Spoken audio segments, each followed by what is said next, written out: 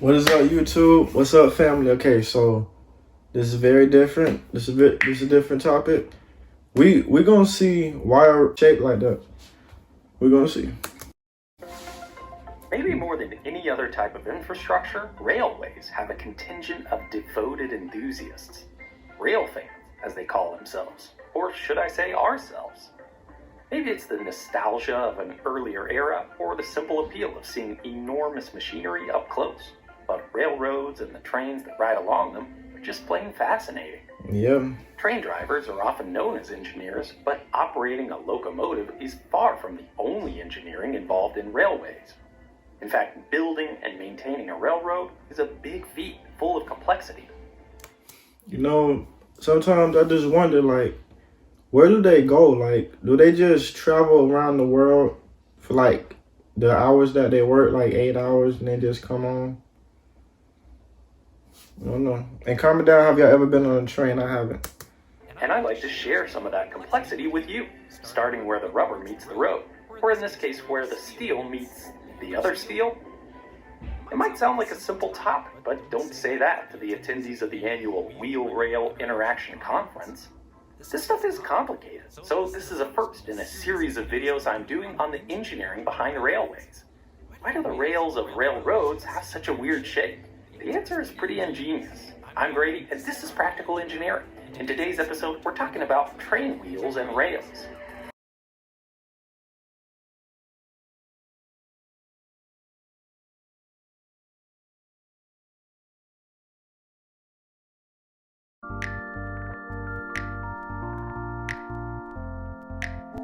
Why do we build railroads anyway?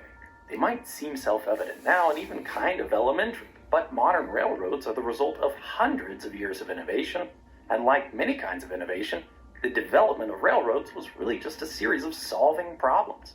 For example, how can we move upwards of 100 tons per vehicle without tearing up the road in the process? Well, instead of compacted gravel, asphalt, or concrete, we can build the road out of steel. But steel is expensive. So rather than a ribbon, we can save costs by using two narrow steel rails directly below the wheels.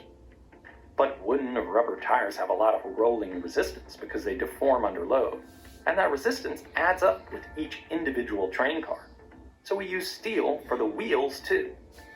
Yeah, that's what I just realized too. Like, I didn't realize that, cause look, if you look at the wheels, what they have, it's like very sharp, circular things, and they be going like fast. Like, just imagine, like what's the max you can go on the highway? Like 65, 70. And of course the train faster, so you know it's going faster than not. I built this model to show exactly how this works.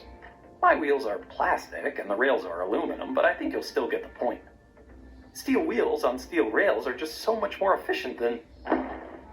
Well, there is the problem of turning too. Just because you put a rail below a wheel doesn't mean it will follow the same path.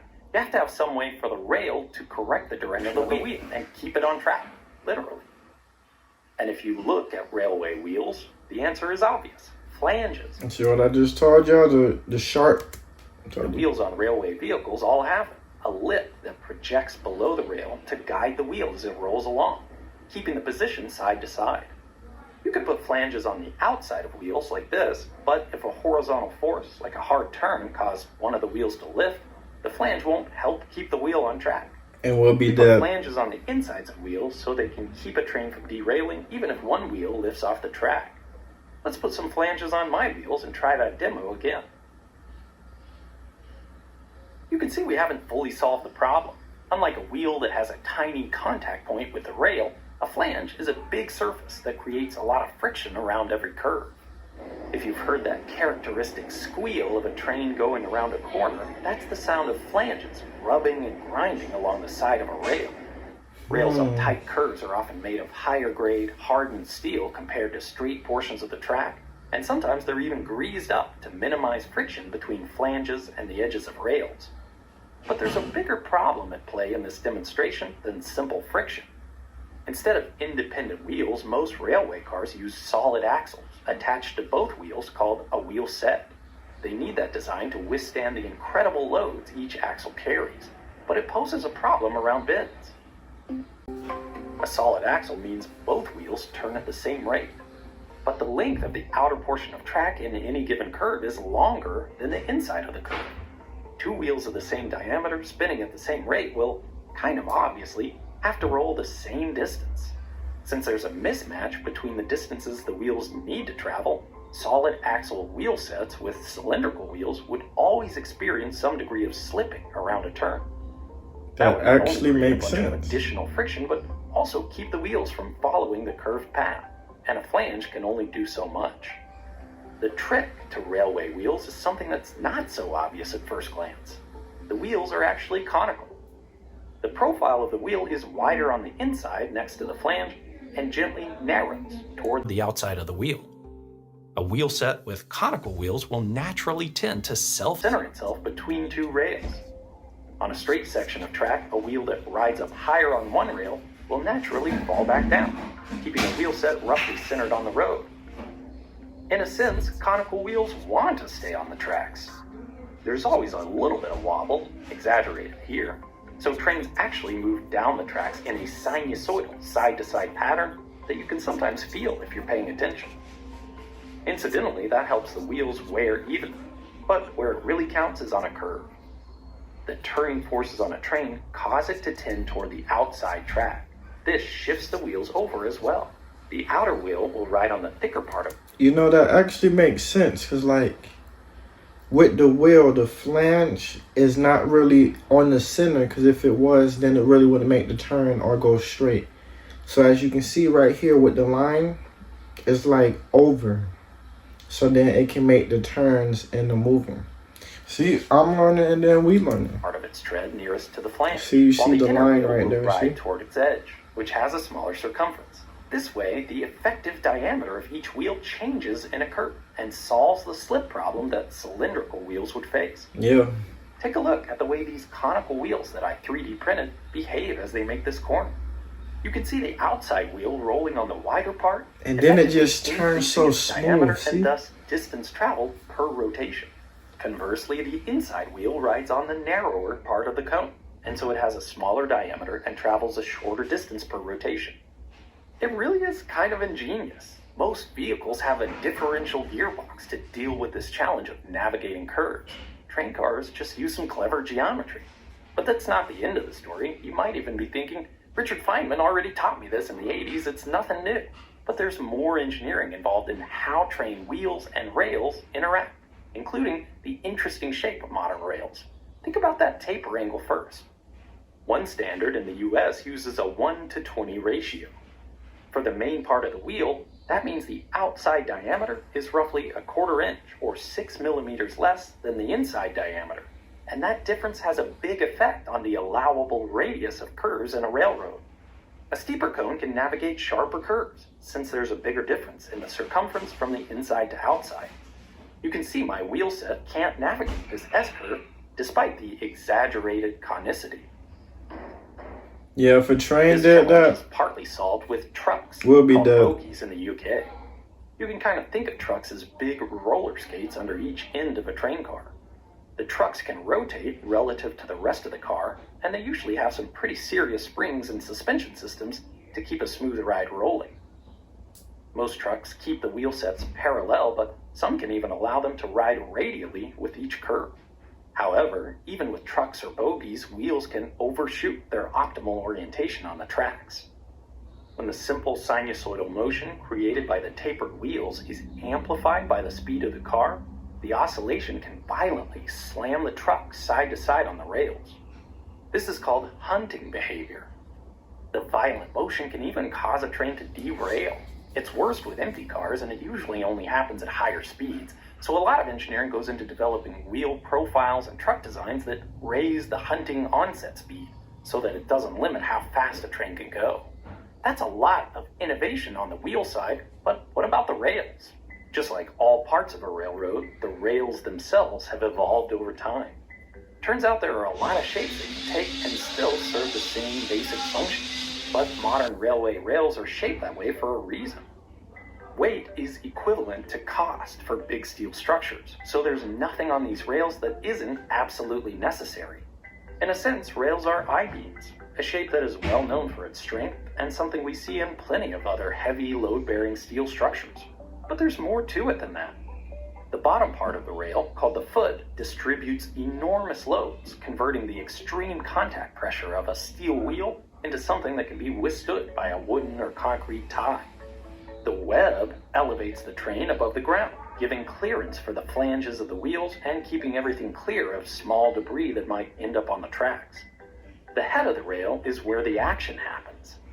This thick, rounded section of steel takes an awful lot of abuse over its life, and thus experiences the bulk of the wear. An old rail section, especially on the high side of a curve, looks remarkably different than a newly forged rail. Here's why. Theoretically, the speed of a spinning wheel exactly matches the speed of the rail at a mathematically precise point. The trains don't care about math. For one, even steel wheels on steel rails deform a little bit as they roll.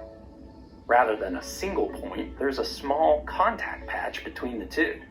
That tiny area, roughly the size of a small coin, carries all the weight of the train into the rail. But because the contact patch is spread across the tapered wheel, the wheel is turning at many different speeds on the same piece of rail. Only the center of the contact patch actually moves at the exact speed of the train. This results in a small amount of grinding as the train moves along, slowly wearing down both the wheel and the rail. Eventually they start to conform to each other, and that's mostly a bad thing.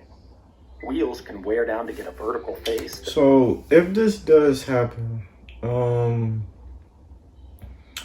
will the train stop, or like what will it do that wants to climb when this up do the this? rail, or a hollow profile with a quote-unquote second flange that takes the wrong direction at a switch.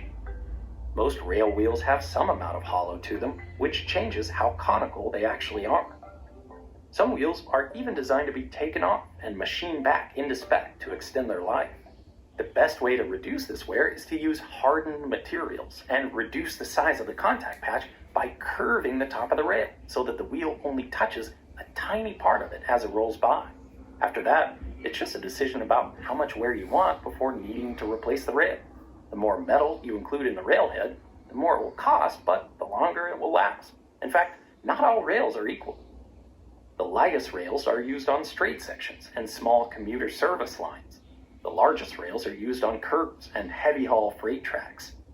Once they get worn down on the main line, they often get reinstalled for a second life in a yard. So that's where the trains go when the shift is over? Siding where they can still bear train cars and locomotives at slow speeds. So, rails are shaped in that funny way for a reason. They're bulbous both to reduce the size of the contact patch and provide enough steel to wear away before needing to be replaced. And the shape of rails and wheels is still a topic of research and innovation. Just in the past few years, the standard profile of North American freight train wheels was updated to the new AAR 2A standard. Just a tiny change in the shape of the wheel was tested to have 40% less wear than the previous spec. That means trains will start seeing better steering, lower friction, better fuel consumption, and longer lasting infrastructure. In many ways, railroads might seem like old technology, a solved problem that doesn't need more engineering, but it's just not true. Modern railroad companies use sophisticated software like the Train Energy and Dynamics Simulator to keep track of all the complexities involved in how wheels and rails interact. Simulators can let you adjust factors like train makeup, different track conditions, operating conditions, suspensions, and more to characterize how trains will handle and how much energy they'll use. That's the topic of the next video in this series, so stay tuned if you want to learn more. In the 19th century, railway engineering was all about how to build railroads, finding routes through difficult terrain and efficient forms of construction. Modern rail engineering is all about getting the most out of the system. It might not look like much when you see a train. All right, I think that's it. I hope y'all learned something, because I really didn't. Yeah, actually, no, I didn't even learn nothing from this. I don't know. But now we know how trains work with the wheels to that thing, that shape like that. Make sure y'all like, comment, and subscribe though.